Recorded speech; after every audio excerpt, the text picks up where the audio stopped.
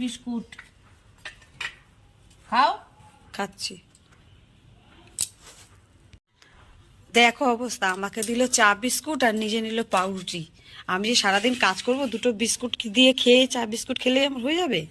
আর নিজে থাকবে বাড়িতে, টাইম ভাত খাবে, তরকারি খাবে, রুটি খাবে, আর দেখো আমাকে দিয়েছে বিস্কুট আর নিজে খেয়েছে রুটি। দেখি কতটা চাটা ও চাটা কম দিয়েছে, আমাকে একটু চাটা বেশি দিয়েছে, কিন্তু ঠিক আছে।